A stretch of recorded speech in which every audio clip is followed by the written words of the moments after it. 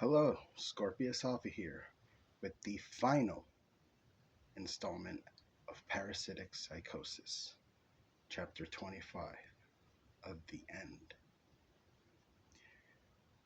You sure you want to do this? Sid asks Paul, a short, bald, chubby guy. Yeah, I really want to sell for you. You guys got the best stuff, and and and I could be a great asset to you because I, I like drugs. Paul stammers. All right, here. I want you to sell an ounce of weed, a gram of meth, 2 bags of heroin, and one of those bags has to go to a kid. And by kid, I mean anyone under 18. How small is the limit? Whoever has the money, and we'll buy it from you. I don't even care if you lie about what it is, just sell it. Does it have to be a kid? If you want to become a runner, you gotta pass the initiation. Frank will go with you. He'll be your mentor. You didn't think I was sending you out there alone, did you? I don't know if I can sell to a kid. It's just wrong. Do it, and I'll give you a hit of acid when you come back. I seriously? Yeah. Guess I'll have to do this. Now, to help get the edge off, have a line before you go. It always helps newbies get over their conscience. Paul goes over and does a line of meth mixed with heroin. Whoa! Yeah, have fun. Frank and Paul leave the house. So, who do we hit first? Paul asks Frank. Weed's usually the easiest to sell, especially if people want to smoke but can't get a medical card, but they're too healthy and recreational is still legal in this state, so they can't get into the dispensary. They'll get it from us. Wow, that sucks. Keeps us in business, I guess. All right. We just gotta hang out here, and today is the heaviest of regulars. You got lucky, dude. Within an hour, all of the marijuana is sold. Wow, I didn't realize there were so many people who smoke weed. People in scrubs, people in dirty jumpsuits, clerks, cooks. Basically, anyone who worked today wanted to re up.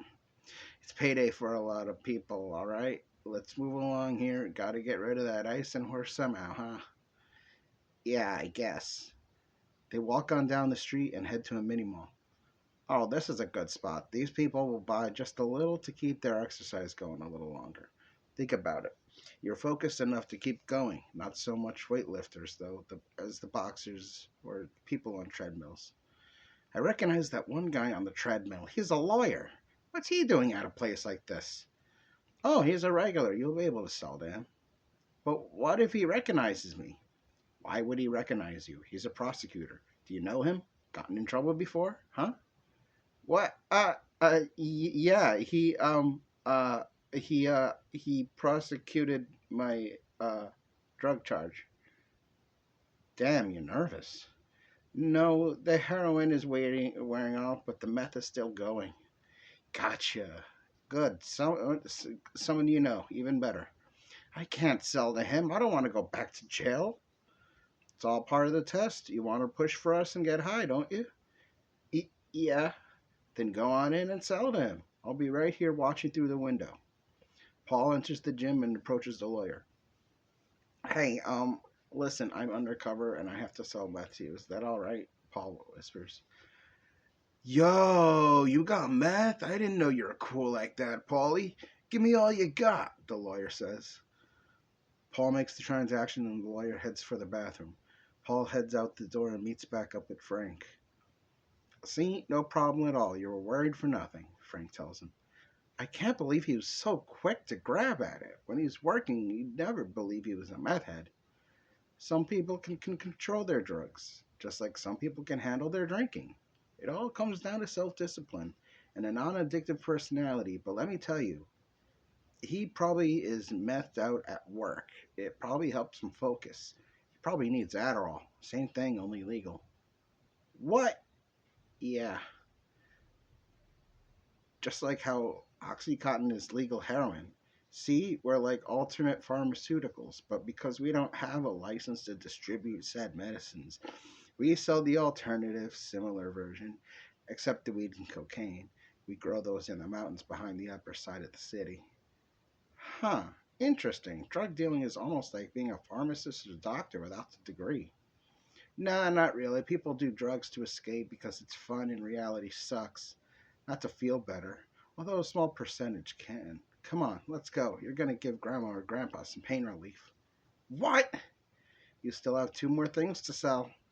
Yeah, these are the ones I wasn't looking forward to selling. It's fine. I know a bunch of rooms where people have their meds on a wait list, so they'll be buying Oxy from us. You've just got to convince one of the bag of the horse is the same thing. I don't know, man. My conscience is killing in. I don't like this at all. And your body can end up in a sewer in a few pieces, if that's what you'd rather. I know a good spot around here. Fine, I'll do it. They approach the retirement home and enter. Hi, we're here to volunteer some time to someone here, maybe on East Wing. Oh, it's you! How wonderful that you come and donate to your time to our residents. Well, you go right ahead, Jimmy, the nurse says. Jimmy? Paul asks. You really think I'm going to use my real name? Frank says. Good point. They make their way to the east wing of the building and start looking in rooms. This guy isn't a regular Oxy buyer. Try him. Paul looks at the name of the resident on the door. Mr. Jones? Paul asks. Please, call me Stanley, the older guy says. So I've got some pain meds for you. Ah, Jimmy, didn't see you standing there.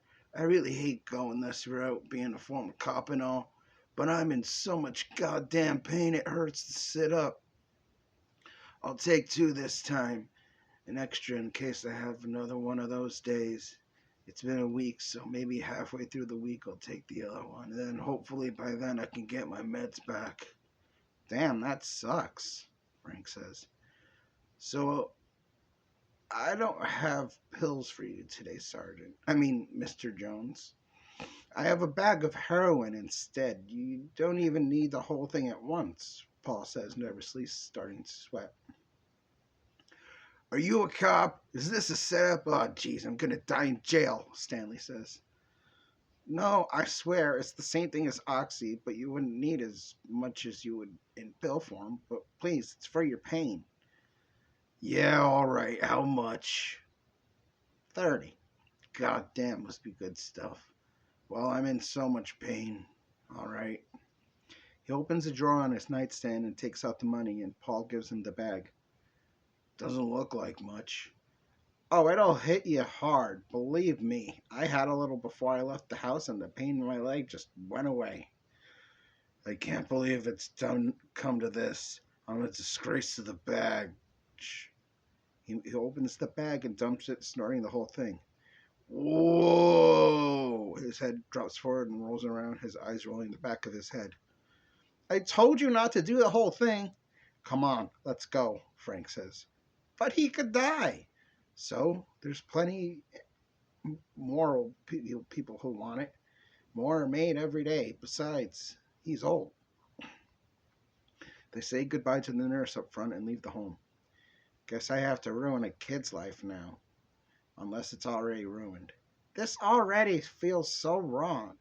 Think about the motivation. You need the money and you get high. What's not to love? That's it. That's it? That's your motivation?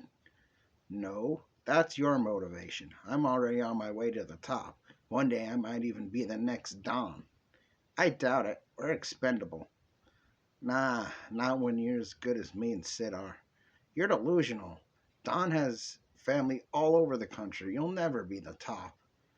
Yeah, I guess that's true.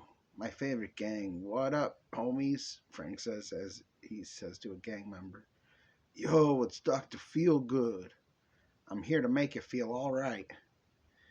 Actually, we got initiation going on, dog. Little homie is only 10 and he wants us to join. Says he wants to protect his fam. He's actually passing all our tests. Homie can hit a blunt, boy. Now for the last part. Gimme. He hands Paul the 30 and Paul hands the bag of heroin over to the gang member. Throws it to the kid who is high, drunk, and beaten. If you survive doing this whole bag, you pass. What? That's fucked up. He's just a kid, Paul says. It's how we do in this gang. We all had to do it. But he's just a kid. That thing will kill him. Not to mention the alcohol in his system. Know what? You're right. Go looking out. Alright, little homie. I'm gonna give you half a bag. If you can survive that, then you're in. Then you can have the other half for later. This is so fucked up, Paul mutters to himself. The gang leader takes the kid someplace in the alley, grabs a piece of paper, rips it in half, puts the paper on a box, and empties out half the bag. He rolls the other half into a tube, which he hands to the kid. The kid sniffs it and falls backward. He's knocked out, but still breathing. All right, Paul, time to go home, Frank says as they turn around and start walking. Is he gonna be all right? Who cares? People pop out kids every day. If he dies, it's population control. Wow, that's pretty sadistic. I see it more as just being reality. They get back to the house and Frank locks the door behind them. So, how'd it go? Sid asks.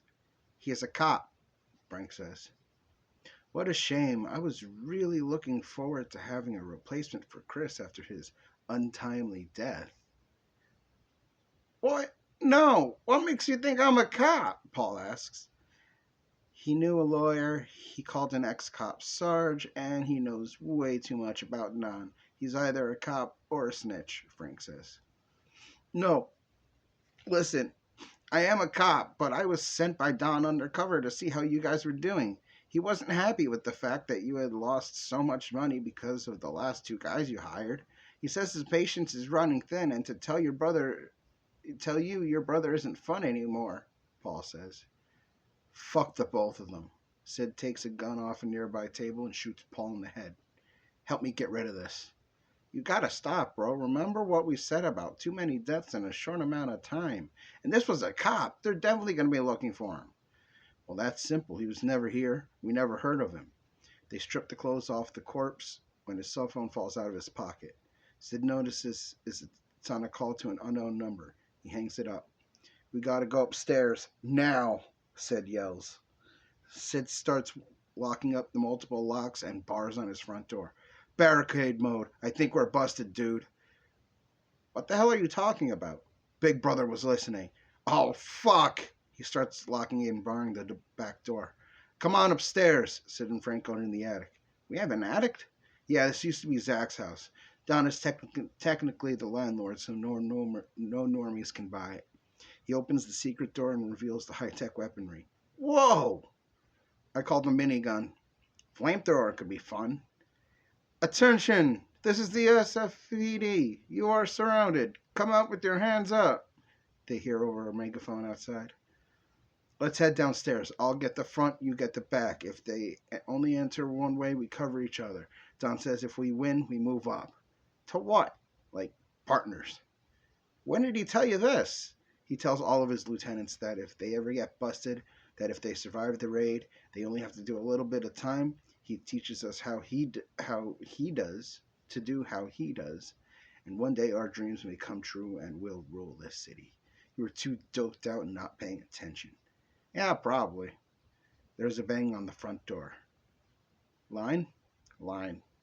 They each do a meth heroin combined line just as the front door busts open to cops holding weapons at them. Sid powers up the minigun and the barrel spins. The cops start shooting. The minigun goes off while Frank is using the flamethrower on a few. Then SWAT enters and sets off a gas grenade, which sets Frank aflame, and Sid, unable to see, gets shot in a hail of gunfire by the SWAT team. Frank, still on fire, runs into the curtains and walls, setting the house on fire, which quickly spreads to the furniture, the rug, and the other curtains. Sid, bleeding on the carpet, gets engulfed in the flame, burning his corpse to a crisp, thus ending Sid's life. The house completely burns down, and Sid's ashes are put in an urn mass mausoleum. Nobody was at his funeral, and his two remaining siblings were too ashamed of their brother to go. They had moved on with their lives, and so the story of Sid Zero is over. The end. So, that was the end of Parasitic Psychosis. Also, the end of chapter 5 of the book called 3. If you like this book, it's available on Amazon and Kindle, paperback, and hardcover. And always, if you like the story, please subscribe.